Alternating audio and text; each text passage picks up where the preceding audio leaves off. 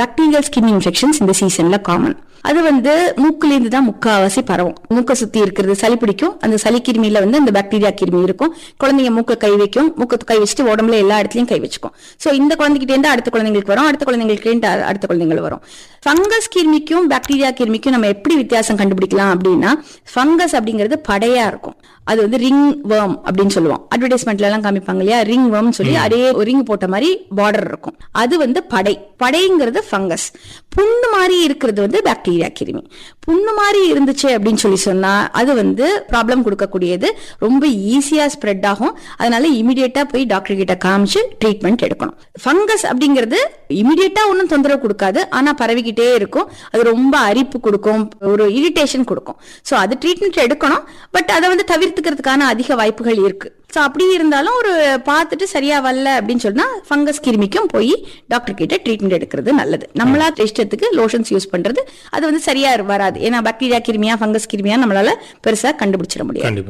அடுத்தது பாத்தீங்க அப்படின்னு சொன்னா வீசிங், அலர்ஜி, தும்மல் இதெல்லாம் இந்த சீசன்ல குழந்தைங்களுக்கு காமன். சில குழந்தைகள் பாத்தீங்க அப்படின்னு சொன்னா சீசனல் வீசரா இருப்பாங்க.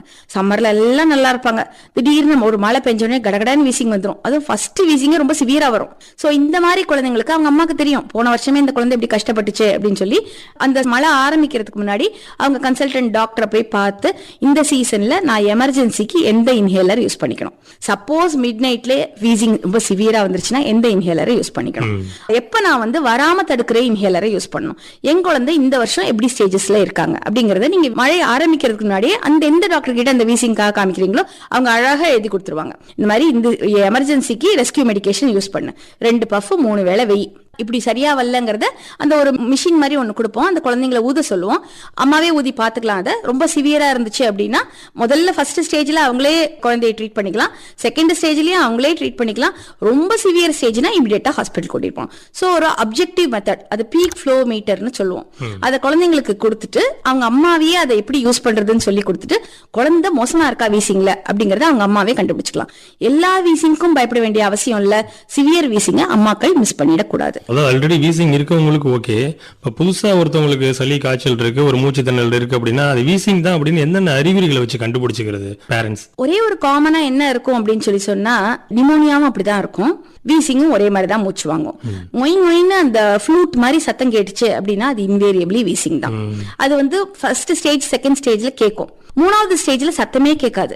அப்போ நீங்க உங்களுக்கு வீசிங்கா அது நிமோனியாவான்னு கண்டுபிடிக்க முடியாது. பட் ஃபர்ஸ்ட் எபிசோடு நம்ம எப்படியுமே தைரியமா வீசிங்னு வீட்டுல வச்சுக்க முடியாது. ஏன்னா அது நிமோனியாவா இருந்தா அது உயிருக்கு ஆபத்தா இருக்கும். ஏன்னா நிமோனியாவும் இந்த சீசன்ல தான் குவைட் காமன். சோ அதனால குழந்தை மூச்சு திணறது, லிப்ஸ் எல்லாம் ப்ளூ ஆயிருச்சு, ஆள் ரொம்ப டயர்டா இருக்கு, ரொம்ப வேர்த்து போச்சு, கை கால்லாம் சில்லுன்னு இருக்கு, வெயிட் பண்ணாதுங்க. இமிடியேட்டா எமர்ஜென்சி ரூமுக்கு பக்கத்துல இருக்கிற ஹாஸ்பிட்டல்ல கூட்டிட்டு போங்க. இதே மாதிரி இன்னும் இன்ஃபர்மேட்டிவான வீடியோஸ் வேணும்னு நினைச்சீங்கன்னா நம்ம சேனலை மறக்காம சப்ஸ்கிரைப் பண்ணிக்கோங்க.